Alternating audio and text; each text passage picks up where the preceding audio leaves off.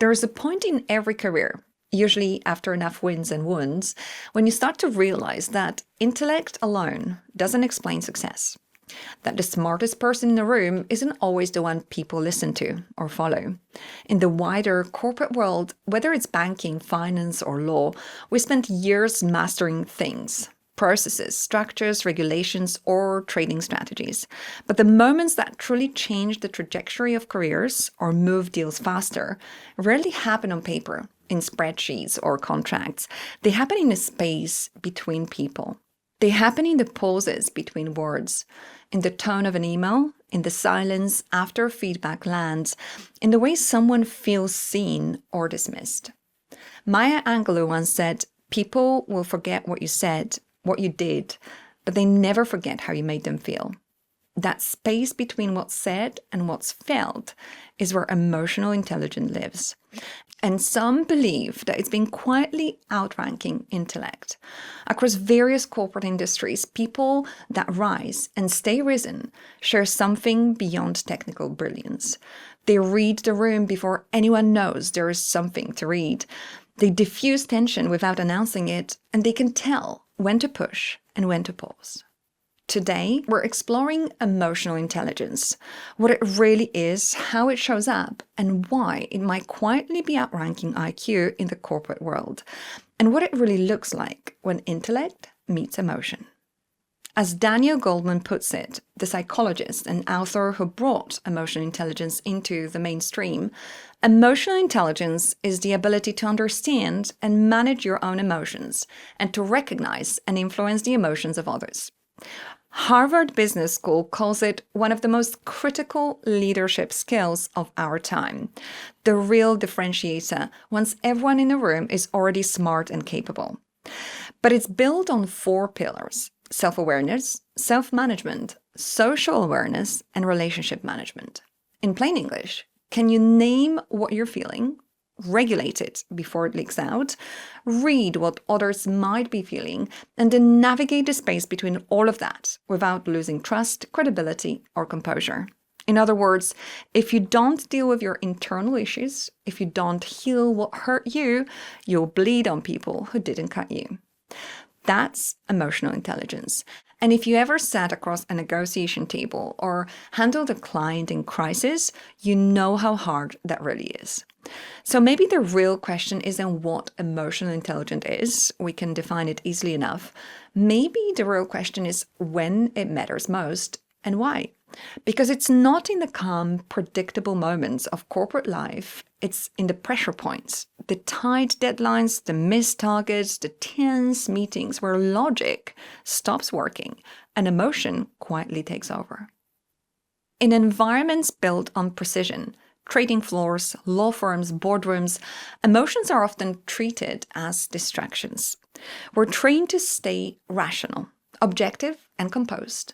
Yet beneath every strategic decision, emotion quietly drives the outcome. Fear, trust, pride, ego, they all shape how we negotiate, communicate, and lead. Interestingly enough, research published by Forbes last year in May found that high emotional intelligence consistently leads to stronger financial results. Not because emotionally intelligent people are nicer, but because they regulate fear and greed. They also make clearer, more grounded decisions under pressure. And in negotiation, that difference becomes even sharper. One can argue that you can't manage risk effectively if you can't manage yourself. You cannot influence if you don't know how to listen, and you can't close a high-stakes deal if you can't sense when someone is just not ready to move.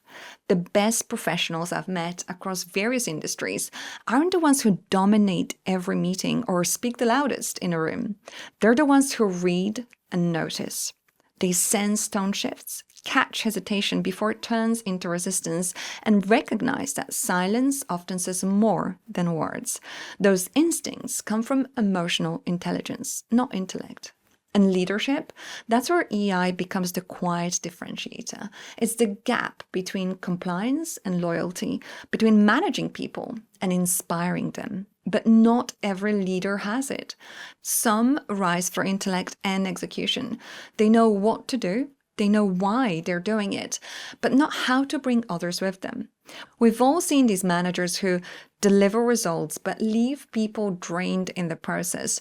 That's when teams burn out, cultures start to fracture, and the brightest leaders begin to fail quietly, not because of mistakes, but because people slowly disengage.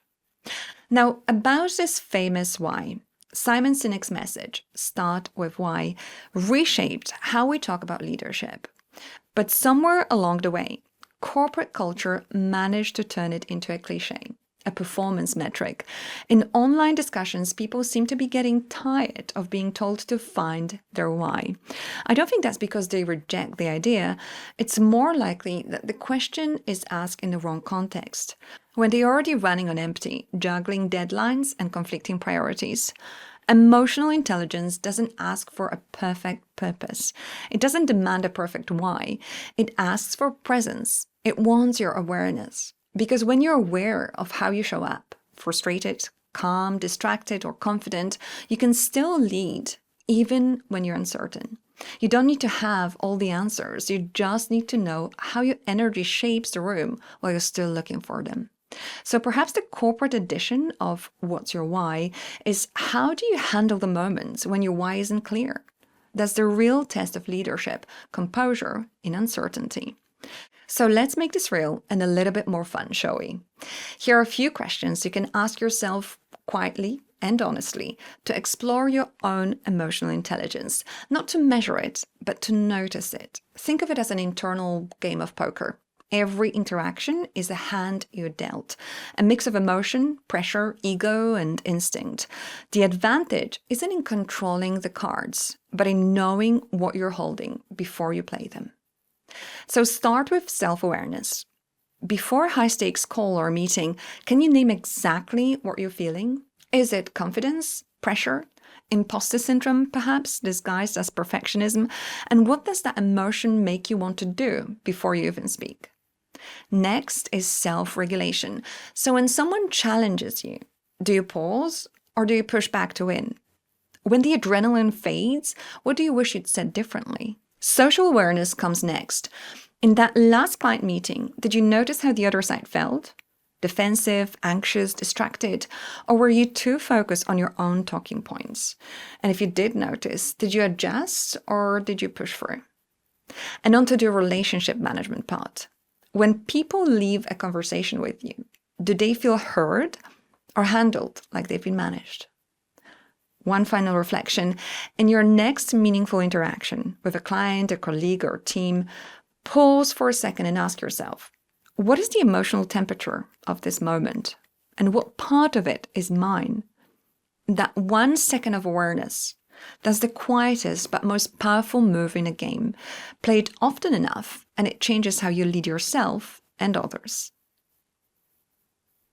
One of the biggest misconceptions, especially in banking, finance, and law, is that empathy means weakness, that regulating emotion means suppressing it. But according to recent research by Harvard and Forbes, emotionally intelligent leaders don't eliminate emotion. They recognize it early enough to direct it. Emotional intelligence is not about being nice. It's about being effective. Still, it's easier said than done. Corporate environments reward speed, confidence, decisiveness, not reflection. And many professionals feel like emotional intelligence is something they simply don't have time for. But what if it's the one thing saving all of us time in the long run? The difference between one misunderstanding and a lawsuit, between one misread tone and a deal gone cold. Emotional intelligence isn't a luxury skill. It's a kind of a risk management tool, invisible to metrics, but visible everywhere it fails. So here's something to think about this week. In your next negotiation, meeting, or client conversation, or even in that next email response you're about to draft, notice one emotionally charged moment, yours or someone else's, and instead of reacting, just observe and wait. Don't rush to fix it. That awareness, the 1 second pause, is where emotional intelligence lives. And over time, it changes how people experience you and how you experience your own work. Maybe that's why. in the quiet corners of today's corporate world, the best leaders aren't just intelligent, they're the most emotionally fluent. If this episode resonated, share it with someone who leads or just needs a reminder that they don't always have to keep it all together. And if you haven't yet, hit subscribe. It really helps. Thanks for listening, and until next time.